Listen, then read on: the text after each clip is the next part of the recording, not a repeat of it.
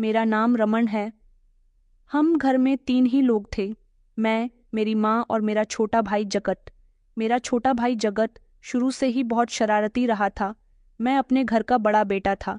मेरे पिता के मर जाने के बाद मेरी माँ ने हम दोनों भाइयों की परवरिश बड़ी मुश्किल से की थी। मेरे पिता उस समय हमें छोड़कर चले गए थे जब मैं 10 साल का और मेरा छोटा भाई 6 साल का था। मेरी माँ चाहती थी कि हम पढ़ लिख कर कामयाब बने, इसलिए मेरी माँ ने मुझे और मेरे छोटे भाई को पढ़ाने के लिए बहुत मेहनत की थी। वो फैक्ट्री में नौकरी किया करती थी और घर आकर हम दोनों भाइयों के लिए खाना बनाया करती थी, घर के सारे कामकाज करती थी। हम दोनों भले ही उस समय छोटे थे, लेकिन मैं इतना समझदार था कि अपनी माँ की परेशानियों को समझ सकता था। जब मैं बड़ा हुआ और नौकरी पर जाने लगा तो मैंने ठान लिया था कि मैं अपने भाई का बहुत ख्याल रखूंगा, उसे बहुत मोहब्बत करूंगा, क्योंकि मेरी माँ भी उससे बहुत प्यार करती थी। जब मेरी नौकरी लगी और मैंने घर का बोझ उठा लिया, मेरे भाई को मेरे पिताजी का प्यार नहीं मिला था।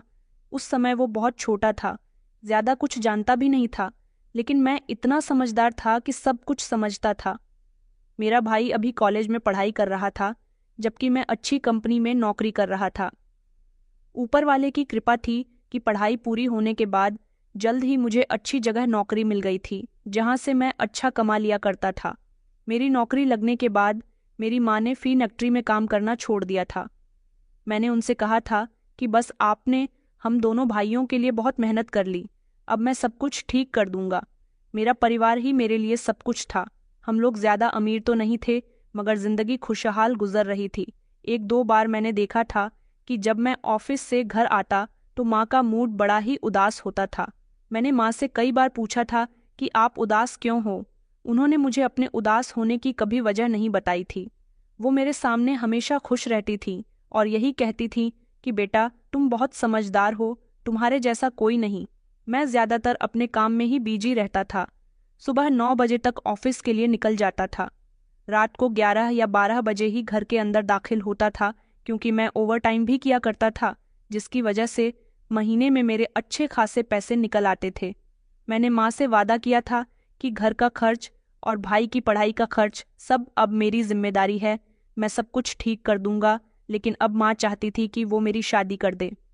मैंने माँ से मना भी किया था कि अभी मुझे शादी नहीं करनी, लेकिन माँ का कहना था कि मैं तुम्हारी शादी करना चाहती हूँ। मुझे तो इतना भी समय नहीं था कि मैंने कभी अपने लिए सपने देखे हों। जब से मैंने नौकरी करना शुरू किया था, तब से मैंने अपने दोस्तों के साथ भी उठना बैठना बंद कर दिया था, क्योंकि मेरे लिए वक्त बहुत कीमती था और मैं अपना वक्त ज्यादातर अपने काम को ही दिया करता था। अपनी मर्जी के मुताबिक मेरी मम्मी ने मेरे लिए एक लड़की पसंद कर ली थी, जो बेहद खूबसूरत थी, कम उम्र थी और नाजुक सी थी। माँ ने जब मुझे उस लड़की का फोटो दिखाया तो वो मुझे पसंद आई थी। मेरी माँ की पसंद बुरी नहीं थी। मम्मी ने जगत को भी लड़की का फोटो दिखाया था। जगत ने कहा था कि मम्मी कभी मेरी शादी होगी तो आप मेरे लिए भी ऐसी ही लड़की की तलाश करना। मैं उसकी इस बात पर हंसने लगा था, लेकिन मम्मी का मूड अचानक से ऑफ हो गया था। मैं नहीं समझा था कि मम्मी उदास क्यों हुई है। फिलहाल मेरा रिश्ता पक्का हो गया था। मेरी किस्मत अच्छी थी कि मेरी पत्नी बहुत अच्छी निकली। मेरी शादी को 1 ही हफ्ता हुआ था। मैंने अपनी पत्नी को शादी की पहली रात ही बोल दिया था कि अगर इस घर में रहना है तो मेरी माँ और मेरे भाई की इज्जत करनी होगी। मेरी माँ को अपनी माँ और मेरे भाई को अपने भाई की तरह समझना होगा। मेरी माँ को भी कभी घर के काम मत करने देना, क्योंकि वो अब बूढ़ी हो चुकी है। उन्होंने सारी जिंदगी हमारे लिए बहुत मेहनत की है। अब उनको आराम देना तुम्हारी जिम्मेदारी है। मेरा भाई अभी छोटा है, उसका ख्याल रखना, उसकी ज़रूरतें पूरी करना तुम्हारी जिम्मेदारी होना चाहिए। मेरी पत्नी बहुत सीधी और भोली भाली थी। वो मेरा हर कहना मानती थी। शादी की पहली रात ही उसने मुझसे वादा किया था कि वो मुझे कभी शिकायत का मौका नहीं देगी। वो ये बात तो बहुत अच्छी तरह से जानती थी कि मैं अपने भाई और माँ का कितना ख्याल रखता था, इसीलिए उसे भी उनका ख्याल रखना था। शादी के दौरान जब मैं काम पर नहीं गया और ज़्यादातर समय मैंने अपने घर में ही बिताया, तो मैंने नोटिस किया था कि जगत का अंदाज बहुत ही अलग हो गया। वो अपनी मर्जी से आता जाता था। वो क्या करता था ये भी किसी को नहीं पता था। मैंने कई बार माँ से कहा था कि माँ, जगत को क्या हो गया है। माँ ने कहा, बेटा तुम उस पर ध्यान मत दो, तुम्हारी अभी नई नई शादी हुई है, तुम अपनी शादीशुदा जिंदगी पर ध्यान दो, अपनी पत्नी के साथ वक्त बिताओ, फिर उसके बाद तुम्हारी छुट्टियां खत्म हो जाएंगी और तुम कामकाज में बिजी हो जाओगे तो अपनी पत्नी को समय नहीं दे सकोगे। मेरी खुद की भी कभी भी हिम्मत नहीं हुई थी कि मैं जगत से किसी तरह का कोई सवाल कर सकूं। आखिरकार वो मेरा भाई था और आज के ज़माने का जवान लड़का था। मैं तो अपनी मजबूरियों की वजह से ज़्यादा अपने दोस्तों को भी अहमियत नहीं दे सका था, लेकिन उसके बहुत सारे दोस्त थे। वो अभी कोई काम धंधा नहीं करता था। मैंने सोच लिया था कि जैसे ही उसकी पढ़ाई पूरी हो जाएगी तो उससे कहूँगा कि वो नौकरी कर ले, लेकिन फिर ये सोचता था कि मैं हूँ तो कमाने के लिए यही काफ़ी है। वो मेरा छोटा भाई है, जब तक मैं जिंदा हूँ तब तक उस पर कभी कोई आँच नहीं आने दूंगा, ना उस पर कभी कोई परेशानी आने दूंगा। वो मेरे लिए मेरी औलाद समान था। पिता का प्यार तो उसे ज्यादा न मिल सका था, लेकिन मैंने सोच लिया था कि जितना हो सकेगा मैं उसे प्यार दूंगा, उसकी ख्वाहिश पूरी करूंगा। वो जो चाहेगा उसे वैसा ही मिलेगा। शादी की पहली रात ही मैंने अपने परिवार के बारे में अपनी पत्नी को अच्छे तरीके से समझा दिया था कि अगर मेरे परिवार के साथ बनाकर रखोगी तो तुम्हारा ही फायदा होगा।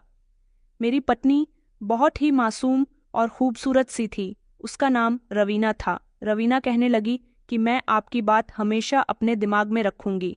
वैसे भी मैं इस घर को बसाने के लिए ही तो आई हूँ। ये मेरा अपना घर है, यहाँ मैं वैसे ही रहूंगी जैसे अपने घर में रहती थी। रवीना या गरीब परिवार की रहने वाली लड़की थी। मेरी माँ गरीब परिवार की लड़की मेरे लिए इसीलिए पसंद करके लाई थी क्योंकि हमने भी पिताजी के जाने के बाद गरीबी भरे दिन गुजारे थे। सुबह हुई तो मेरी माँ ने कहा कि अब घर में बहू आ गई है, तुम ऑफिस से जल्दी घर आ जाया करो। मैंने माँ से कहा था कि जी मैं ऑफिस से जल्दी आने की कोशिश करूंगा। उस दिन मैं ऑफिस देर से गया था। मैं हैरान तो उस समय हुआ था जब मेरा भाई जगत अपने कमरे में जोर जोर से चिल्ला रहा था, माँ को बुरा भला कह रहा था। ये बात सुनकर मैंने कहा, माँ जगत ये क्या कह रहा है? आखिर वो अपने कमरे में किस बात पर गुस्सा हो रहा है? माँ ने जल्दी से उसकी बात को टाल दिया और कहने लगी कि नहीं बेटा, तुम्हारा भाई पागल हो गया, कभी कभी छोटी छोटी बातों पर गुस्सा करने लग जाता है। मैंने कहा, लेकिन इतना गुस्सा किस बात का? मैं अभी जाकर उससे बात करता हूँ। माँ ने तभी मुझे रोक लिया था और कहने लगी कि तुम्हें ऑफिस जाने के लिए लेट हो रहा है, जाओ तुम अपनी ऑफिस को, जगत से मैं बात करती हूँ। मैं तो ऑफिस के लिए निकल आया था, मुझे कुछ भी समझ नहीं आया था। मैं अच्छे खासे पैसे कमाया करता था क्योंकि मैं बहुत मेहनत किया करता था। माँ का कहना था कि अब तुम्हारी पत्नी घर पर आ गई है, काम से ज्यादा उसे भी वक्त देना जरूरी है। मुझे अपने भाई का वो अंदाज बिल्कुल भी अच्छा नहीं लगा था। उसे लगा था कि भैया ऑफिस चले गए हैं। वो कमरे में बैठा माँ को बुरा भला कह रहा था। मैंने उसकी इस गलती को इग्नोर करना ही ज्यादा बेहतर समझा था, क्योंकि आजकल के बच्चे यही सब कर रहे हैं। गुस्सा आ जाता है तो अपने गुस्से को काबू नहीं कर पाते। मेरा भाई दिल का बुरा नहीं था, मेरे सामने बहुत सोच समझ कर बोलता था, मेरी इज्जत करता था। मेरी माँ बहुत अच्छी औरत थी और मेरी पत्नी भी एक अच्छी पत्नी साबित हुई थी। मैं जब घर में दाखिल होता तो उसे काम में लगा हुआ ही देखता था और जब घर से जाता था तब भी वह किसी न किसी काम में बिजी होती थी। मेरी पत्नी जब से मेरी जिंदगी में शामिल हुई थी, मेरी जिंदगी में खुशियां ही खुशियां भर गई थीं। मैंने अपनी पत्नी को अपनी नौकरी के बारे में सब कुछ बता दिया था कि मैं ज़्यादातर बिजी रहता हूँ, देर से घर आता हूँ, कभी कभी तो सारी रात भी घर नहीं आता क्योंकि ऑफिस में ज़्यादा काम होता है तो उस काम की जिम्मेदारी मैं ले लेता हूँ। मेरी पत्नी ने खुशी खुशी मेरी इस बात पर जवाब दिया कि मुझे इस बात से कोई परेशानी नहीं है। आप मेहनत करते हैं तो उसका फल आपको ज़रूर मिलेगा। आप अकेले ही तो घर में पैसे कमाने वाले हैं, आपको सबकी परवाह है। आप पैसे नहीं कमाएंगे तो फिर इस घर में खाने को कहाँ से आएगा? जैसे आपको ठीक लगता है वैसे भी मुझे भी ठीक लगता है। मैंने कहा कि तुम्हें इस बात से कोई परेशानी तो नहीं कि तुम्हें काम के चक्कर में ज़्यादा समय नहीं दे सकूंगा? उसने कहा कि नहीं, मुझे कोई प्रॉब्लम नहीं है, मैं आपके रिश्ते में हूँ, मेरे लिए सबसे बड़ी बात यही है। मैं खुश हुआ था कि सब कुछ बिल्कुल ठीक चल रहा था, लेकिन अचानक सब कुछ बदलने लगा। एक दिन मेरी माँ ने मुझसे अजीबोगरीब बातें करनी शुरू कर दी। वो कहने लगी कि तुम्हें पता है, जब तुम घर पर नहीं होते हो तो ये देर रात तक जागती रहती है। मैंने हैरानी से पूछा कि माँ, रात को देर तक जागना तो कोई बड़ी बात नहीं है। मैं अब ज़्यादातर नाइट ड्यूटी करने लगा हूँ, इसलिए वो रात को देर तक जागती होगी। ये उसकी अपनी मर्जी है, वो कब तक जागे और कब तक सोए, इसमें मैं क्या कह सकता हूँ। मेरी बात सुनकर मेरी माँ की ही भौं में बल पड़ गए थे। माँ कहने लगी कि रात को जागना तो एक बहाना है, असल में वो तुम्हारे पीछे रात को जागकर कोई बहुत बड़ा कांड कर रही है। ये बात सुनकर तो मुझे ऐसा लगा जैसे किसी ने मेरे कानों में जहर डाल दिया हो। मैंने चौंक कर अपनी माँ की तरफ देखा। मैं उनकी बातों को समझने की कोशिश कर रहा था। माँ, आप ये कैसी बातें कर रही हैं? ये कैसे मुमकिन हो सकता है? मेरी पत्नी ऐसी नहीं है। कौन सा कांड? आपके इस कांड की बात कर रही हो? रवीना तो बहुत मासूम लड़की है, आप ये सब क्यों कह रही हो? मेरी माँ ने नरम शब्दों में जवाब दिया कि बेटा, तुम अभी बच्चे हो, जिंदगी का तजुर्बा तुम्हें नहीं है। नई दुल्हन पहले पहले चुप रहती है, अपना असल चेहरा नहीं दिखाती, लेकिन 1 महीने में बहुत कुछ जाहिर हो जाता है। मैं उनकी बात सुनकर और ज्यादा हैरान हो गया। मैंने कहा, माँ, आपको कैसे पता चला? आपने ऐसी बात क्यों कही? उन्होंने तेजी से जवाब दिया, जो देखने वाली आंखें हैं वो सब कुछ समझ लेती है। तुम घर पर नहीं होते और ये रात रात भर जागती रहती है। कुछ ना कुछ तो जरूर है जो ठीक नहीं है, जो ठीक नहीं है। मेरे लिए ये सब ना काबिले बर्दाश्त था। मैं रवीना को अच्छी तरह जानता था। वो बहुत शरीफ लड़की थी। मेरे दिल ने कभी अवमान भी नहीं किया कि वो कुछ गलत कर सकती है, लेकिन मेरी माँ की बातें मेरे दिमाग में गूंजने लगी थीं। मैंने अपनी पत्नी पर नजर रखने का फैसला कर लिया। मैंने सोचा कि शायद मेरी माँ को कोई गलतफहमी हुई है और इसका हल तभी निकलेगा जब मैं खुद मामले को देखूंगा।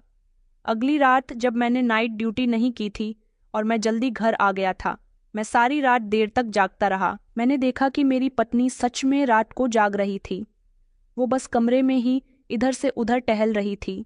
मैं ऐसे रिएक्ट कर रहा था जैसे सो रहा हूँ।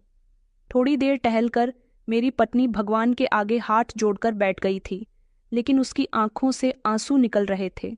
मुझे लगा कि शायद वो प्रार्थना कर रही है। मेरा दिल नरम हो गया। मैंने अपनी माँ की बातों को झूठ और बदगुमानी समझकर दिल से निकाल दिया था, लेकिन माँ के इल्ज़ाम खत्म ही नहीं हुए थे। अगले दिन उन्होंने मुझसे कहा कि तुम्हें पता है, ये जब अकेली होती है तो अपने मोबाइल पर न जाने किससे बातें करती रहती है। मैंने धीरे से कहा, माँ, आप ये सब कुछ क्यों कह रही हो? उसकी मोबाइल पर बात करने में क्या बुराई है? वो अपनी माँ या बहन भाइयों से या फिर दोस्तों से बात कर सकती है। आप ऐसी बातें क्यों बना रही हो? माँ ने गहरी सांस ली और कहा कि बेटा, मैंने जिंदगी में बहुत कुछ देखा है। तुम्हें शायद समझ नहीं आ रहा, लेकिन ये सब कुछ ठीक नहीं है। मैं जानती हूँ कि मैं क्या कह रही हूँ। मैं बेहद परेशान हो गया। माँ की बातें मेरी जिंदगी में जहर घोल रही थीं। मैं एक तरफ अपनी पत्नी की मासूमियत देख रहा था और दूसरी तरफ अपनी माँ के इल्ज़ाम सुन रहा था। मुझे दोनों से मोहब्बत थी, लेकिन ये कंडीशन मेरे दिल को जख्मी कर रही थी। रवीना के चेहरे पर उदासी के आसार साफ नजर आने लगे। वो मेरी माँ के बर्ताव को जानती नहीं थी, लेकिन उसने कभी शिकायत नहीं की। वो हमेशा मेरी माँ के सामने इस दर्द से पेश आती थी, उनके सारे काम करती और उनकी हर बात मानती थी, लेकिन मैं देख रहा था कि उसके दिल में एक डर सा बैठ गया था। वो मुझे हमेशा डरी सहमी लगती थी। मैंने एक दिन उससे पूछा कि रवीना, तुम माँ की बातों को दिल पर मत लिया करो, शायद वो तुम्हें समझने में समय दे रही है। उसने मुस्कुराकर कहा कि मैं कोशिश कर रही हूँ कि सबको खुश रखूं। अगर मैंने कोई गलती की हो तो मुझे बताइए, मैं अपनी तरफ से उस गलती को दूर करने की पूरी कोशिश करूंगी। उसकी ये बात सुनकर मेरा दिल भर आया था, लेकिन मैं जानता था कि मामला उसकी किसी गलती का नहीं था, बल्कि माँ की बदगुमानी का था। मैंने माँ से दोबारा बात करने का फैसला किया। मैंने उनसे कहा कि माँ, रवीना बहुत अच्छी लड़की है। आप उस पर इतने संगीन इल्ज़ाम क्यों लगा रही हो? इससे पहले कि आप ऐसी बातें करो, कम से कम आपके पास सबूत तो होना चाहिए। माँ ने गुस्से से कहा कि सबूत की ज़रूरत नहीं है, मेरा तजुर्बा ही काफ़ी है। तुम अभी समझ नहीं रहे हो, लेकिन एक दिन तुम्हें मेरी बातों की सच्चाई का यकीन हो जाएगा। ये बात सुनकर मेरा दिल टूट गया था। मैं समझ नहीं पा रहा था कि इस परेशानी का हल कैसे निकाला जाए। माँ की बातों ने मेरे दिल में पत्नी के लिए शक पैदा करने की कोशिश की, लेकिन मैंने खुद को मजबूत रखा। मैं जानता था कि मेरी पत्नी बेगुनाह है। मेरे लिए सब कुछ बहुत मुश्किल हो रहा था। एक तरफ माँ थी जिन्होंने मेरी परवरिश की थी, और दूसरी तरफ मेरी पत्नी थी जिसने मेरे दिल में मोहब्बत और सुकून के दीप जला दिए थे। मुझे दोनों के बीच को चुनने का फैसला करना था, और ये फैसला मेरे लिए मौत के बराबर था। माँ के इल्ज़ाम और पत्नी की खामोशी के बीच मेरी जिंदगी एक अजीब कश्मकश में गुजर रही थी। मैंने अपनी पत्नी के हक में खड़े होने का फैसला कर लिया था, लेकिन इसके नतीजे क्या होंगे ये मैं नहीं जानता था।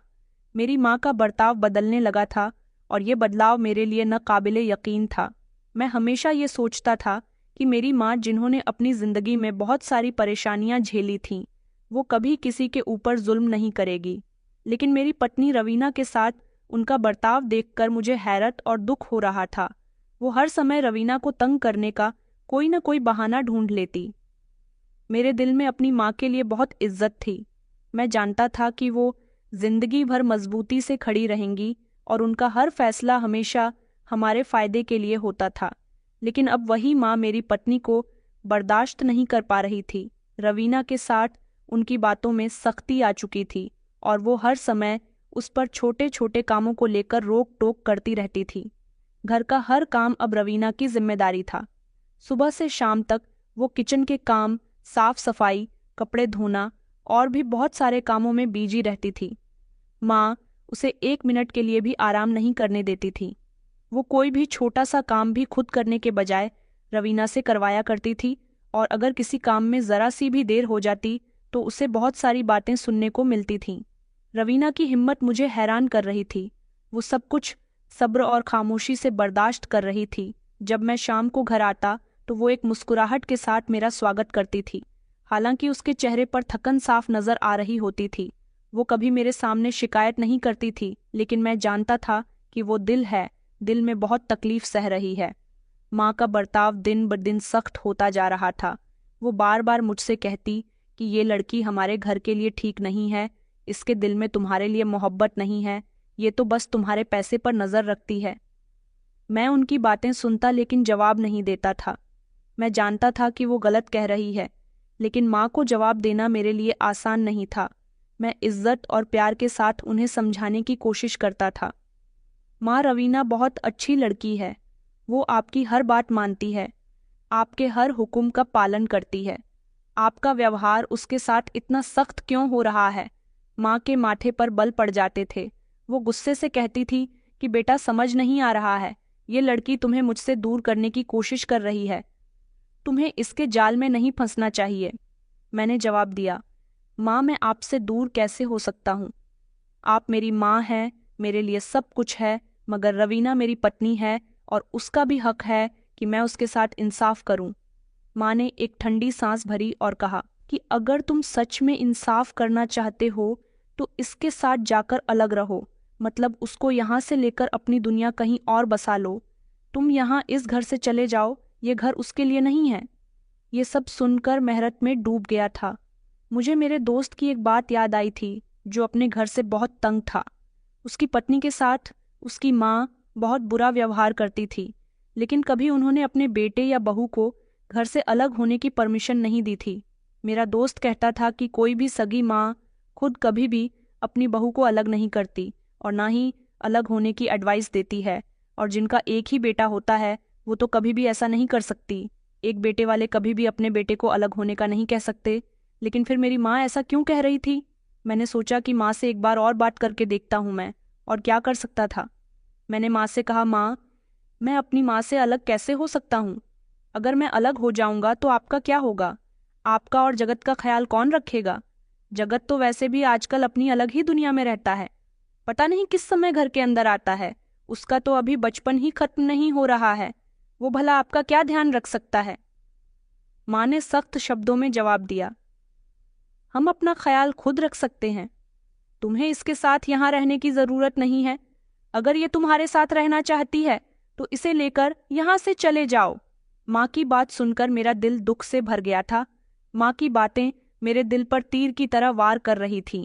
मैं एक अजीब सी मुसीबत में फंस चुका था, जहाँ एक तरफ मेरी माँ थी जिन्होंने मुझे पाल पोस कर बड़ा किया, और दूसरी तरफ मेरी पत्नी थी जिसके साथ मेरी जिंदगी का सफ़र अभी शुरू हुआ था। मैंने अपनी पत्नी से बात की। मैंने कहा, रवीना, तुम माँ की बातों को दिल पर मत लो, वो समय के साथ समझ जाएंगी। रवीना ने नम आंखों के साथ जवाब दिया, मैंने कभी कुछ गलत नहीं किया। मैंने हमेशा आपके और आपकी माँ की खुशी के लिए हर मुमकिन कोशिश की है, लेकिन अब बात बहुत ज़्यादा बढ़ गई है। वो हर समय मुझ पर इल्ज़ाम लगाती है और मैं यह सब कुछ बर्दाश्त करते करते थक चुकी हूँ। मैंने उसे तसल्ली दी। मैंने कहा, तुम सब्र करो, माँ का दिल नरम हो जाएगा, वो भी वक्त के साथ साथ तुम्हें समझ जाएंगी। मैं अलग नहीं रहना चाहता था क्योंकि मैं माँ को और अपने छोटे भाई को अकेला नहीं छोड़ सकता था। रवीना ने तो मुझसे कुछ नहीं कहा, लेकिन मैं जानता था कि उसका दिल टूट रहा है। वो मेरी मोहब्बत और अपने सब्र के सहारे सबको बर्दाश्त कर रही थी, लेकिन मैं ये भी जानता था कि उसके सब्र की एक हद है। माँ और रवीना के बीच ये अजीब हालत मेरी जिंदगी को उलझा रहे थे। मैं दोनों को खुश रखने की कोशिश कर रहा था, लेकिन मुझे महसूस हो रहा था कि ये मुमकिन नहीं होगा। मेरा दिल अब मजबूत हो चुका था और मेरी पत्नी का दिल दुख से भर चुका था। मेरी जिंदगी अजीब सी मुश्किल का शिकार हो गई थी। मैंने कभी सोचा भी नहीं था कि मेरी शादी के बाद घर का माहौल इतना बिगड़ जाएगा। मेरी माँ, जिन्होंने अपनी जिंदगी में सब्र और बर्दाश्त की मिसाल कायम की थी, वो अब मेरी पत्नी के साथ इतना बुरा व्यवहार करेंगी, ये मेरे लिए हैरानी की बात थी। दूसरी तरफ मैंने अपने भाई पर ध्यान दिया था, जो वैसे तो अपनी बाहर की जिंदगी में अपने दोस्तों के साथ ज्यादा बिजी रहता था, लेकिन जब से मेरी पत्नी इस घर में आई थी, मैंने देखा था कि वो अपनी भाभी के लिए कोई ना कोई खाने पीने का सामान लाता रहता था। अपनी भाभी से बहुत हंसी मजाक करता था, क्योंकि जब से ही घर का माहौल बिगड़ रहा था, मैंने माँ के मुंह से अजीब अजीब इल्ज़ाम सुने थे। तब से ही मैंने घर में ज़्यादा ध्यान देना शुरू कर दिया था, क्योंकि घर का माहौल इतना ख़राब चल रहा था कि मेरा काम में मन ही नहीं लग रहा था। इसलिए मैं ऑफिस से जल्दी घर आ जाता था। कई बार मैंने देखा था कि मेरा भाई अपनी भाभी का बहुत ख्याल रख रहा था, लेकिन मेरी पत्नी ना जाने क्यों उससे दूर रहने की कोशिश करती थी। हालांकि जब मैं उसके सामने होता तो मेरी पत्नी ऐसे रिएक्ट करती थी जैसे उसे ज़बरदस्ती मेरे भाई के सामने पेश रहने के लिए कहा गया है। शायद वो घर के माहौल से ज़्यादा ही डर चुकी थी। माँ ने उसके दिल में इतनी सख्ती पैदा कर दी थी कि वो माँ के साथ साथ मेरे भाई के साथ भी डरी सहमी सी रहती थी। जगत तो अपनी भाभी का दिल बहलाने की पूरी तरह से कोशिश करता था। ये सब देखकर मुझे सुकून मिलता था कि कम से कम मेरा भाई तो अपनी भाभी का ख्याल रख रहा है। माँ की बेवजह की सख्ती ने रवीना को तोड़कर रख दिया था। माँ के लिए तो रवीना के लिए इल्ज़ाम और सख्त बातें मामूली सी बात बन चुकी थीं। वो मुझसे बार बार यही कहती थी कि लड़की इस घर के काबिल नहीं है, मुझे इसकी मौजूदगी यहाँ अच्छी नहीं लगती, इसे लेकर यहाँ से चले जाओ। ये शब्द मेरी माँ के मुंह से सुनकर मेरा दिल दहल जाता था। मैं उन्हें समझाने की कोशिश करता था, लेकिन उनको तो मेरी कोई बात समझ ही नहीं आती थी। एक बार तो मैंने जगत को भी माँ से बात करते हुए सुना था। वो माँ से कह रहा था, अरे माँ, भाभी तो बहुत अच्छी है, तुम क्यों हमेशा भाभी के पीछे पड़ी रहती हो?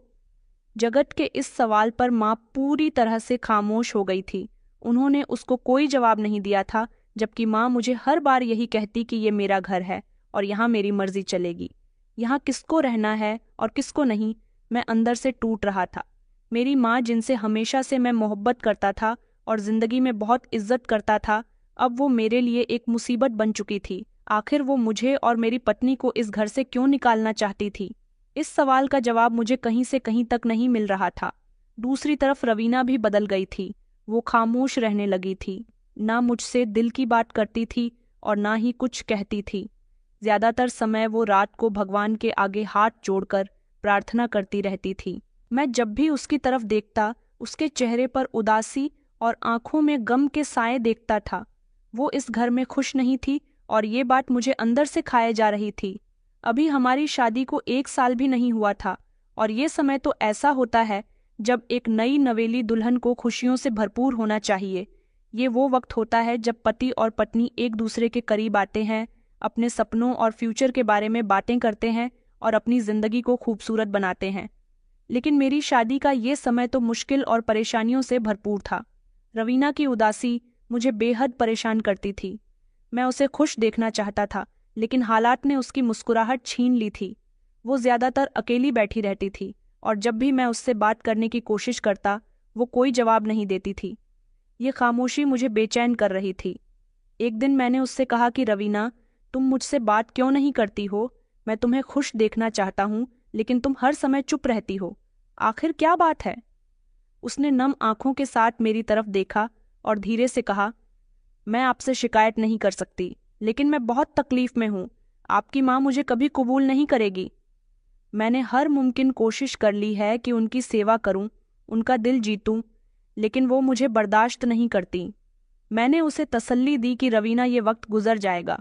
सच कहूं तो आजकल मुझे मेरी माँ पर गुस्सा तो नहीं आता था, लेकिन पहले की तरह प्यार भी नहीं आता था।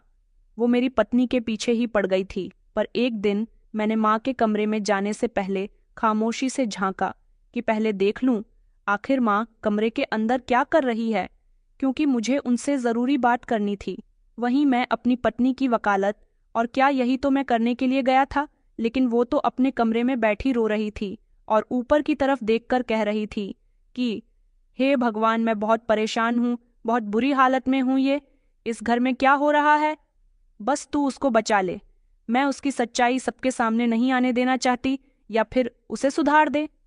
मेरी समझ नहीं आ रहा था कि माँ किसके लिए प्रार्थना कर रही थी। पहले तो वो खुद ही घर का माहौल खराब कर रही थी और अब खुद ही प्रार्थना कर रही थी। मुझे बार बार कहती थी कि तेरी पत्नी ठीक नहीं है, रात को सारी सारी रात जागती रहती है और रात को जागकर किसी से फोन पर बातें करती है। मैं सुनकर हैरान रह जाता था।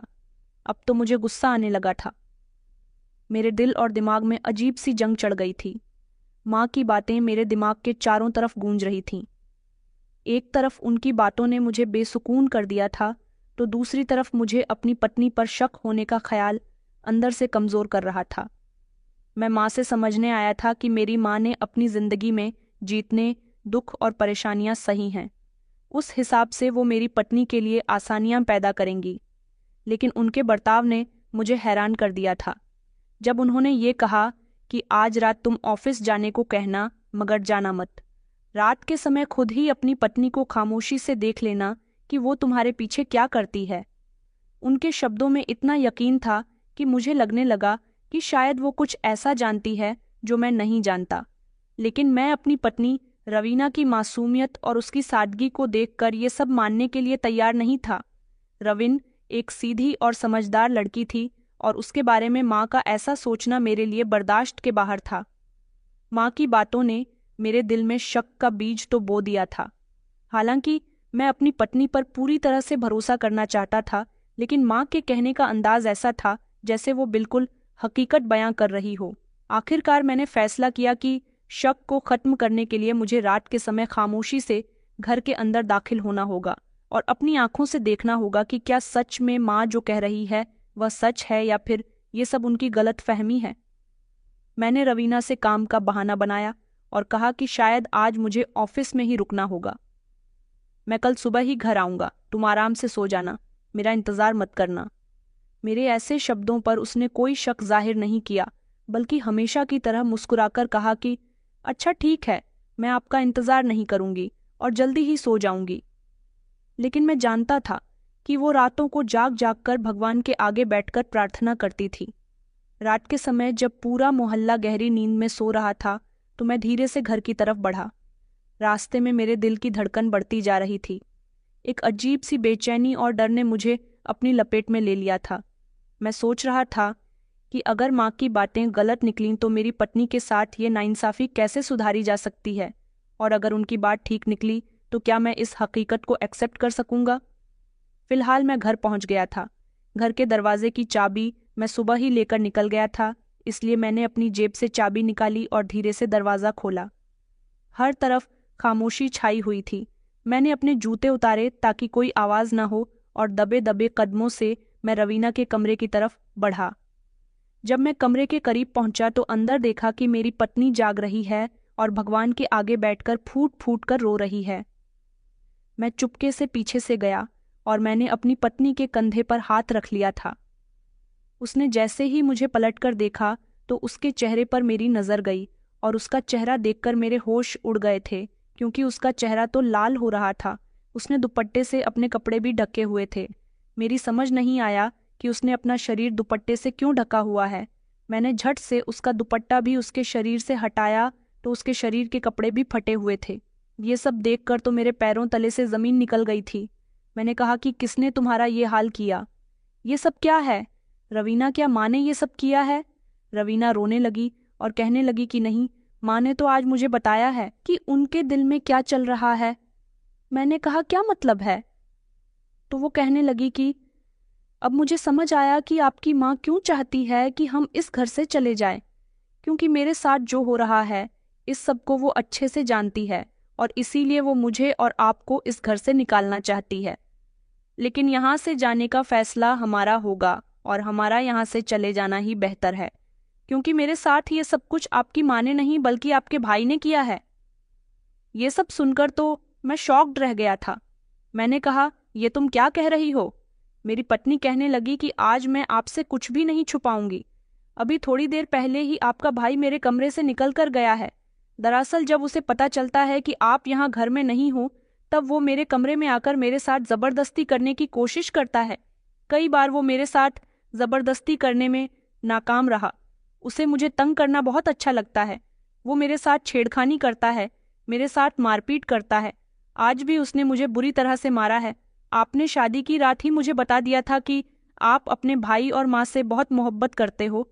आपका भाई आपके लिए बहुत लाडला है और आपकी उसमें जान बचती है। आपका भाई मुझ पर गंदी नीयत रखता है। वो आपके पीछे मेरे साथ छेड़खानी करने की कोशिश करता है। ये बात माँ को पहले ही दिन से पता चल गई थी, लेकिन वो ये नहीं जानती थी कि वो मेरे सामने ये सब जाहिर करेंगी। उन्हें अपने छोटे बेटे की हकीकत के बारे में सब कुछ पता है, इसलिए उन्होंने मुझे घर के कामों में इतना बिजी कर दिया कि मैं अपने देवर की नज़रों में ज़्यादा न आ सकूं, और वो ज़बरदस्ती मुझसे लड़ाई झगड़ा करके हम दोनों को इस घर से निकाल देना चाहती हैं, ताकि हम दोनों खामोशी से यहाँ से चले जाएं और जगत भी मुझसे दूर रहे।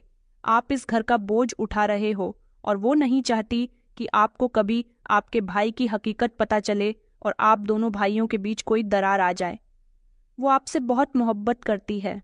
आपका छोटा भाई बिगड़ चुका है, वो उसे संभालने की बहुत कोशिश करती है। उन्होंने मुझे उसे दूर रखने की हरगिज़ कोशिश कर ली, लेकिन वो नाकामयाब रही, तो उन्होंने यही सोचा कि वो मेरे खिलाफ आपको भड़काएंगी और हम दोनों को इस घर से निकालने का फैसला करेंगी, तब मैं अपने देवर की नज़रों से दूर रह सकूंगी। आपका भाई आज भी जब मेरे साथ ज़बरदस्ती कर रहा था तो मैं ज़ोर ज़ोर से चीख रही थी, क्योंकि अक्सर वो कमरे में आकर मेरे साथ ज़बरदस्ती करता था तो माँ जी मुझे बचाने के लिए नहीं आती थी।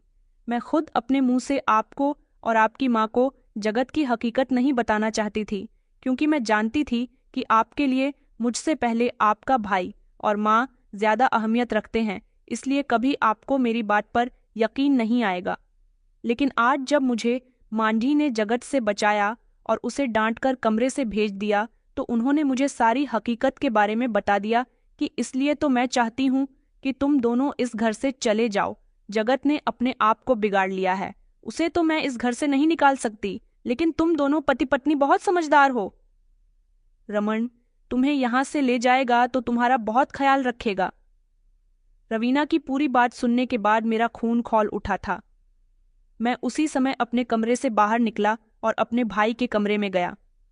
मैंने फौरन उसका गिरेबान पकड़ लिया। वो बिस्तर पर लेटकर मोबाइल में गाने सुन रहा था। मुझे इतने गुस्से में देखकर वो घबरा गया। मेरी पत्नी ने जल्दी से कमरे में जाकर माँ को जगाया। वो भी घबराती हुई कमरे के अंदर आ गई थी। माँ की नज़रें झुकी हुई थीं। मैंने जगत के मुंह पर थप्पड़ मार दिया। मैंने कहा कि तूने जो कुछ भी किया, मैंने कभी तुझ पर रोक टोक नहीं की, लेकिन तू इतना गिर गया कि तूने अपनी भाभी की इज्जत पर ही नज़र रखी। जगत खामोश था, क्योंकि वो मुझसे डरता था, मेरी बहुत इज्जत करता था, लेकिन उसे ये नहीं पता था कि आज उसकी सच्चाई मेरे सामने आ गई है। ये सब कुछ मेरी लापरवाही की वजह से ही हुआ था। मैंने अपनी पत्नी को शुरू में ही इतना डरा दिया था कि वो हर तरह से मेरे भाई और मेरी माँ की इज्जत करने में कभी कोई कमी नहीं छोड़ती थी। शुरू में जब जगत ने मेरी पत्नी के करीब जाने की कोशिश की, तब उसने मुझे मेरे भाई की कोई शिकायत नहीं की। तभी से ही मेरे भाई को हिम्मत मिल गई थी कि वो मेरी पत्नी को मेरे पीछे तंग किया करे।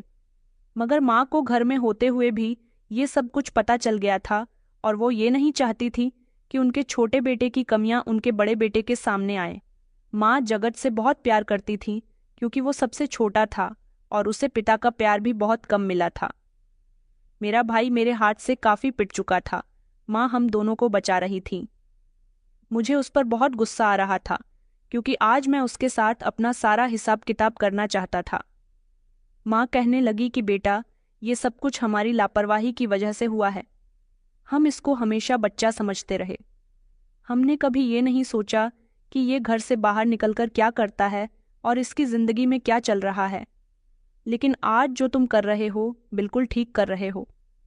मैंने इसे संभालने की बहुत कोशिश की, किंतु घर में मेरे साथ भी बदतमीजी करता है। मैंने इसकी गलतियों पर पर्दा डालने की कोशिश की।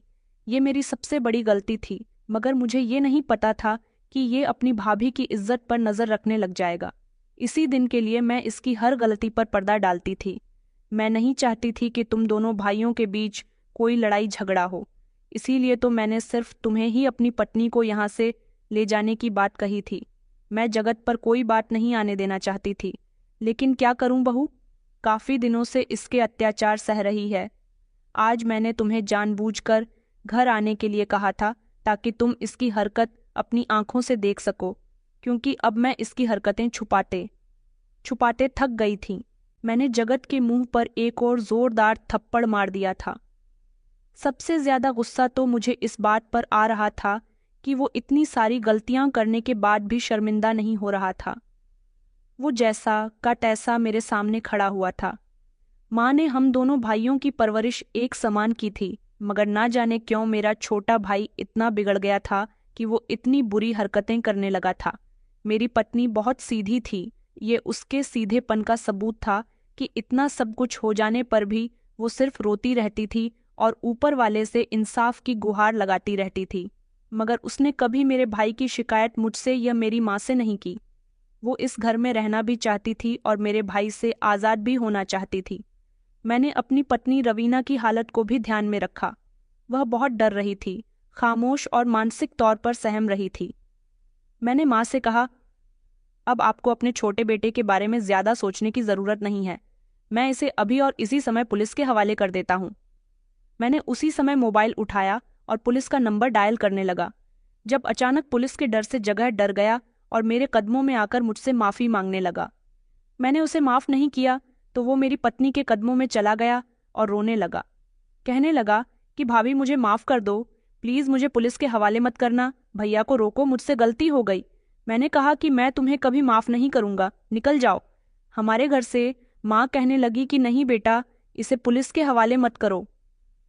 हम दोनों ही इससे बहुत प्यार करते हैं, लेकिन ये शायद प्यार करने के काबिल नहीं है। हम इसे घर से बाहर निकाल देते हैं। मेरी माँ ने ऐसा इसलिए कहा था क्योंकि वो अपनी औलाद को सलाखों के पीछे नहीं देख सकती थी, लेकिन मेरे भाई को सज़ा ज़रूर मिलनी थी। उसने मेरी पत्नी को इतनी बुरी तरह से मारा था कि उसके शरीर पर जख्म हो रहे थे और उसका चेहरा थप्पड़ों से लाल हो रहा था। ना जाने वो सब कुछ कब से बर्दाश्त कर रही थी। मैंने अपने भाई से कहा था कि मैं तुम्हारी शक्ल भी नहीं देखना चाहता, तुम मेरे घर से निकल जाओ। अगर तुम मेरी आंखों के सामने आ गए तो मैं तुम्हें पुलिस के हवाले कर दूंगा। सारी जिंदगी मैं और मां यही सोचती रहे कि वो छोटा है, हमें उस पर ज्यादा जिम्मेदारी नहीं डालनी चाहिए। मैं उसे अपनी औलाद समान समझता था, लेकिन कभी कभी किसी को ज्यादा छूट देने का नतीजा कुछ इस तरह से ही निकलता है। हमें हर इंसान को उसकी जिम्मेदारी और उसकी गलती का एहसास कराना चाहिए, न कि ये सोचना चाहिए कि अभी ये सब करने की उसकी उम्र नहीं है। ये सबका लाडला है। मेरे भाई ने बहुत कुछ गलत किया था। उसकी हरकतों के बारे में तो हमें उसके जाने के बाद पता चला था, जब वो हमारे घर से निकल गया। वो अपने बिगड़े हुए दोस्तों के पास गया था। मुझे उसकी अभी भी फिक्र हो रही थी। वो मेरा भाई था, लेकिन मैं अब उसके साथ हमदर्दी नहीं कर सकता था। अब अगर मैं उसके साथ हमदर्दी करता तो उसे गलत काम करने की दोबारा से शाह मिल जानी थी। वो सिगरेट पीने लगा था, जुआ खेलने लगा था और गलत लड़कों की उसने संगत ले ली थी। यहाँ तक कि कॉलेज के बाहर लड़कियों को भी छेड़ा करता था। उसका पढ़ाई पर बिल्कुल भी ध्यान नहीं था। मुझे भी अपनी भाई पर नज़र रखनी चाहिए थी, क्योंकि वो भी मेरी जिम्मेदारी था। सही समय पर उसके साथ रोक टोक करनी चाहिए थी। मैंने कभी उस पर रोक टोक नहीं की। सोचा कि जिंदगी जीने की यही तो उम्र होती है, लेकिन मेरी सोच गलत थी। मैंने हमेशा अपने काम को ही ज़्यादा अहमियत दी और अपने भाई पर नज़र नहीं रखी। मेरी लापरवाही आज मेरी इज्जत पर बनाई थी। मेरा भाई घर से तो चला गया। मैं और मेरी माँ और मेरी पत्नी आज भी प्रार्थना करते हैं कि वो सुधर जाए और सीधे रास्ते पर चल निकले। उसके घर से जाने के बाद धीरे धीरे घर का माहौल बेहतर होने लगा, लेकिन हमें आज भी उसकी फिक्र लगी रहती है और उसकी बहुत याद आती है। दोस्तों, मैं सिर्फ इतना ही कहना चाहूँगी कि बच्चों की गलतियों को नज़रअंदाज करना उनके भविष्य के लिए खतरनाक हो सकता है। माता पिता का ये कर्तव्य है कि वे समय पर बच्चों को सही और गलत का फ़र्क समझाएं। अनुशासन और संस्कार ही बच्चों को सही दिशा में आगे बढ़ने में मदद करते हैं। यदि माता पिता अपनी जिम्मेदारियों से बचते हैं तो बच्चों का भविष्य अंधकारमय हो सकता है और इससे परिवार और समाज पर भी बुरा असर पड़ता है। बच्चों को प्यार के साथ साथ अनुशासन देना भी आवश्यक है ताकि वो गलत रास्ते पर जाने से बच सके। तो दोस्तों, उम्मीद करती हूँ आपको हमारी कहानी पसंद आई होगी। कहानी पसंद आई है तो वीडियो को लाइक करें। चैनल पर नए हैं तो चैनल को सब्सक्राइब करें। धन्यवाद।